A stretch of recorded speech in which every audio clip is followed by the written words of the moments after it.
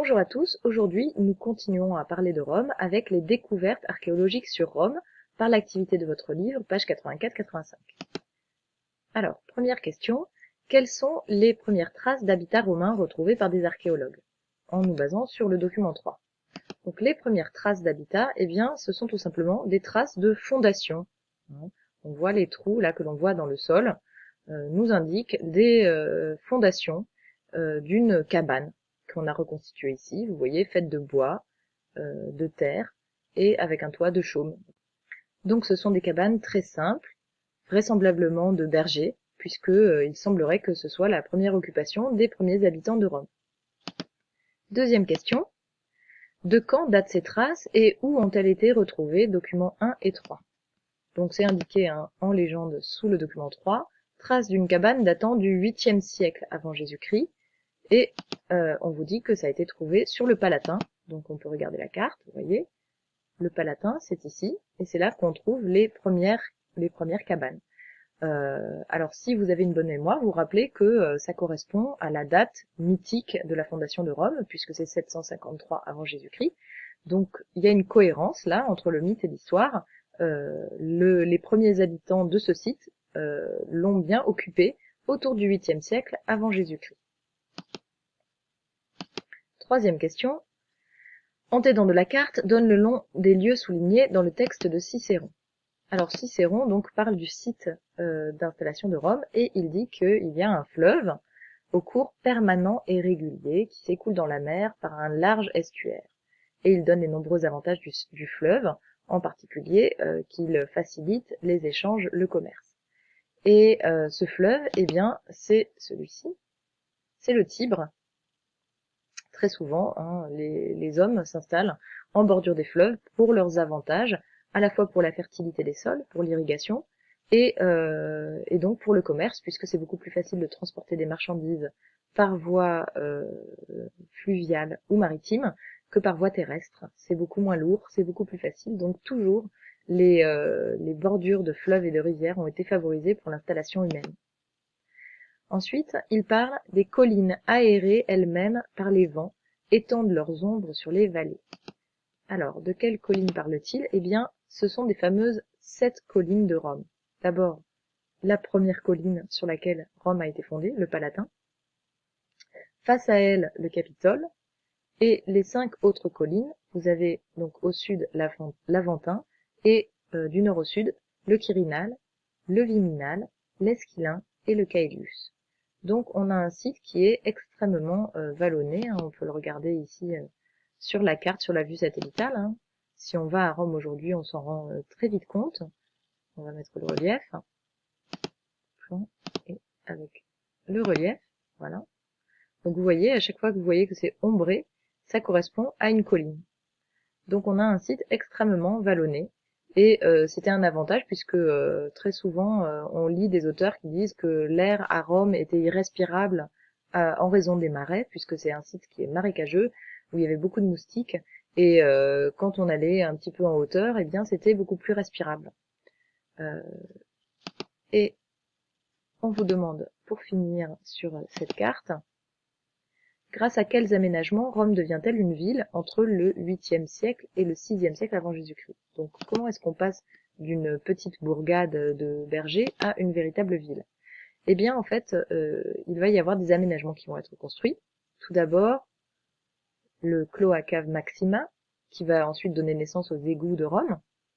Donc c'est un canal qui est construit pour drainer en fait le marécage, pour assainir la plaine. Et une muraille, la muraille servienne que vous voyez ici, qui va agrandir les limites du territoire de Rome, et aussi le forum. Le forum, c'est la place centrale de toute ville romaine, et le premier forum, évidemment, a été construit à Rome. C'est la place qui se trouve au croisement des 2 principales rues romaines, le Cardo et le Decumanus, et cette place est la place qui sert à la fois aux échanges et à l'exercice du pouvoir. C'est là que se tiennent toutes les institutions de pouvoir à Rome. Évidemment, ici, là, on voit les vestiges actuels du forum romain. La plupart des bâtiments n'y étaient pas aux origines de Rome.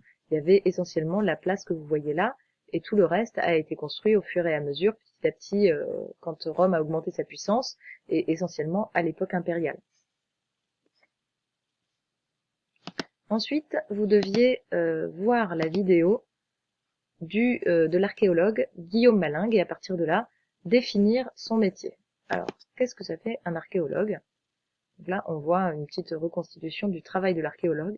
Eh bien, l'archéologue, il étudie les traces du passé et les objets du passé, des traces qui sont souvent enfouies. Donc le travail de l'archéologue, c'est d'abord de retrouver ces traces et de les extraire, donc de creuser le sol ou d'aller sous la mer quand ce sont des épaves de bateaux qu'on recherche, et de retrouver les traces du passé. Alors il y a beaucoup d'occasions où ça peut arriver, hein. Souvent c'est quand on veut construire quelque chose, un nouveau bâtiment moderne, eh bien en creusant pour les fondations du bâtiment, on va déterrer des traces du passé. Et à ce moment-là, c'est une obligation légale, on arrête le chantier, on retrouve et on extrait un maximum de traces du passé, et si on ne peut pas les extraire et les enlever du sol, eh bien on les répertorie et on les étudie avant que le site ne soit détruit. Donc euh, d'abord, ils extraient les traces du passé du sol, puis ils les étudient, ils les mettent en relation avec ce qu'on connaît déjà d'une époque, ils essayent de savoir à quelle époque ça a appartenu, en étudiant les traces, de comprendre par toutes les informations que l'on retrouve, eh bien, d'où viennent ces traces, de quelle époque, et ce qu'elles nous apprennent de nouveau sur les modes de vie. Et pour l'Antiquité, on en a un besoin absolument vital, parce que eh bien on a peu de textes sur l'Antiquité. On a beaucoup de textes sur les époques plus tardives, mais pour l'Antiquité, une grande partie de nos sources, c'est l'archéologie. Et donc pour reconstruire l'histoire de cette époque, l'archéologie est une source primordiale. Dernière question, pourquoi l'objectif des archéologues est-il différent de celui de Tite-Live au 1er siècle avant Jésus-Christ? Et on vous demande d'aller voir la page précédente, page 83, où on voit le texte de Tite-Live qui raconte que Romulus et Rémus conçurent de fonder une ville ensemble sur le Capitole, qu'ils consultent les augures et qu'ils reçoivent une réponse des dieux. Et Tite-Live raconte ça comme si c'était une histoire qui s'était vraiment passée et qui était prouvée. Il écrit au 1er siècle avant Jésus-Christ, donc très longtemps après les faits qu'il raconte, puisque ça se serait déroulé au 8e siècle avant Jésus-Christ, et pour lui, donc, il le raconte comme si c'était la vérité. L'archéologue, lui, eh bien, au contraire, il va être extrêmement prudent dans ce qu'il affirme, et il cherche à reconstituer la vérité historique, de même que les historiens modernes. Les historiens antiques, ça dépend lesquels, hein. Il y a des historiens antiques qui étaient extrêmement sérieux et très soucieux de la vérité, mais Tite-Live fait partie de ceux qui utilisent le mythe comme si c'était une source réaliste. Donc, il faut se méfier de ce que nous disent certains écrits, parce qu'ils présentent comme de l'histoire des choses qui ne sont pas, alors que l'archéologie utilise des méthodes scientifiques pour établir la vérité. Donc parfois on croit certaines choses, certains archéologues vont faire des affirmations, mais ils sont toujours extrêmement prudents, et puis ensuite on va les confronter avec d'autres découvertes, avec d'autres affirmations, et c'est une science donc qui est en constante évolution. Voilà, je vous remercie de m'avoir suivi, et je vous dis à bientôt pour parler de César et Auguste. Au revoir.